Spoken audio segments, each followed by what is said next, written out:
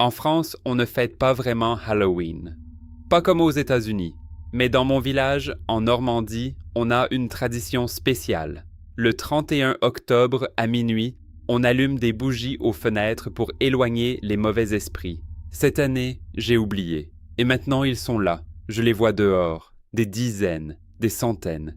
Ils grattent aux portes, ils cognent aux fenêtres et ils veulent entrer. Je m'appelle Lucas. J'ai 32 ans. Je suis agriculteur dans un petit village de Normandie. Ici, tout le monde se connaît. C'est le genre d'endroit où rien n'arrive jamais, jusqu'à cette nuit. Le 31 octobre, je suis rentré tard des champs. J'étais fatigué, j'avais mal au dos, je n'avais qu'une envie, dormir. En passant devant la maison du vieux Maurice, il m'a arrêté. « Lucas !» il m'a crié. « T'as pensé aux bougies ?» J'ai soupiré. Maurice, 85 ans, toujours à raconter ses histoires. Quelle bougie, Maurice.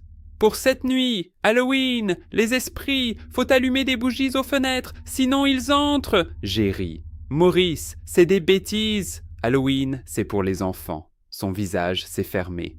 Mon garçon, j'ai 85 ans, j'ai vu des choses que tu ne peux pas imaginer. En 1963, j'ai oublié les bougies. Cette nuit-là, mon voisin est mort. Il s'est pendu dans sa grange, sans raison. Les esprits l'ont pris.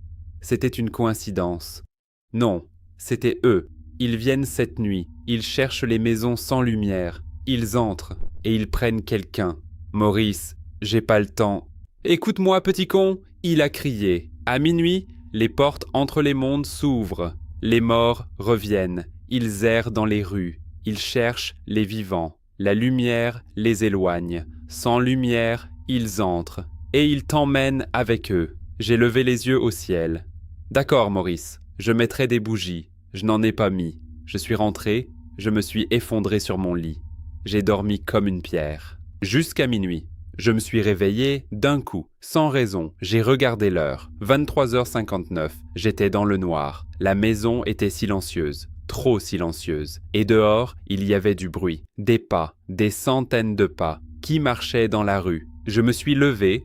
J'ai regardé par la fenêtre. La rue était pleine de monde. Des hommes, des femmes, des enfants. Ils marchaient tous dans la même direction, vers le village. Mais ils étaient étranges. Leurs vêtements étaient vieux, très vieux.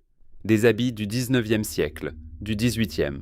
Certains portaient des haillons, d'autres étaient nus. Et ils étaient pâles, d'une pâleur de mort. Leurs yeux étaient noirs. J'ai regardé l'heure. Minuit passé d'1 minute, l'horloge de l'église a sonné. 12 coups. Au dernier coup, tous se sont arrêtés et ils ont tourné la tête, vers moi, vers ma fenêtre. Mon sang s'est glacé. Ils me regardaient, tous, des centaines de regards noirs fixés sur ma fenêtre. Puis ils ont commencé à avancer, lentement, vers ma maison. J'ai reculé, j'ai couru au rez-de-chaussée, j'ai vérifié la porte, verrouillé, les fenêtres, fermées. Dehors, ils approchaient. J'ai entendu des pas sur le gravier, devant la porte, puis des coups. Toc, toc, toc. « Ouvre !» a dit une voix rauque, ancienne. « Laissez-moi tranquille !» J'ai crié. « Ouvre !» a répété la voix. « Nous voulons entrer. Nous avons froid. Nous sommes dehors depuis si longtemps. » D'autres voix ont commencé. « Ouvre !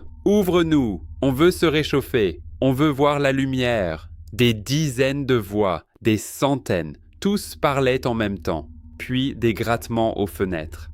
Gratte, gratte, gratte. Des ongles sur le verre. J'ai regardé. Des visages collés aux vitres. Des visages morts, aux yeux noirs, aux bouches ouvertes. « Laissez-moi tranquille !» J'ai hurlé. Le silence s'est fait. Puis une voix, plus forte que les autres, une voix de femme. « Tu as oublié les bougies, Lucas. Tu n'as pas allumé les lumières. Tu nous as laissé entrer. Je n'ai ouvert aucune porte. Tu n'as pas besoin d'ouvrir. Quand il n'y a pas de lumière, nous pouvons passer, à travers les murs, à travers le bois, à travers tout. J'ai vu des formes traverser les murs, lentement, une main d'abord, puis un bras, puis une tête. Ils entraient. Ils étaient partout maintenant. Dans le salon, dans la cuisine, dans l'escalier. Ils me regardaient. Ils ne bougeaient pas. Ils me regardaient, leurs yeux noirs fixés sur moi. La femme qui avait parlé s'est approchée. Elle était belle, très belle, mais ses yeux étaient morts. Ne t'inquiète pas, Lucas, nous ne te ferons pas de mal, pas tout de suite. Qu'est-ce que vous voulez ? Nous voulons nous souvenir, nous voulons sentir la vie, une dernière fois, et pour ça, nous avons besoin d'un vivant. Besoin de moi ?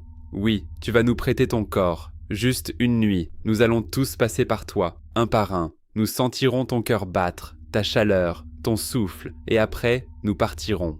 Non ! Elle a souri, un sourire triste. Tu n'as pas le choix, Lucas. La porte est ouverte. Les règles sont les règles. Elle a tendu la main vers moi. Sa main était froide, glaciale. Quand elle m'a touché, j'ai senti quelque chose entrer en moi. Un froid terrible, une tristesse infinie, des siècles de solitude. J'ai crié si fort que ma voix s'est déchirée. Puis un autre est venu, puis un autre, puis un autre. Des centaines d'esprits ont traversé mon corps cette nuit-là. J'ai senti leur mort, leur désespoir, leur faim. À l'aube, ils sont partis. Je suis vivant, mais je ne suis plus le même. Mes yeux sont devenus noirs, comme les leurs. Parfois, je vois des choses que les autres ne voient pas. Des morts qui marchent dans les rues, des esprits qui errent. Et chaque nuit du 31 octobre, je sens qu'ils reviennent. Ils grattent à ma porte, ils cognent à mes fenêtres, ils appellent mon nom.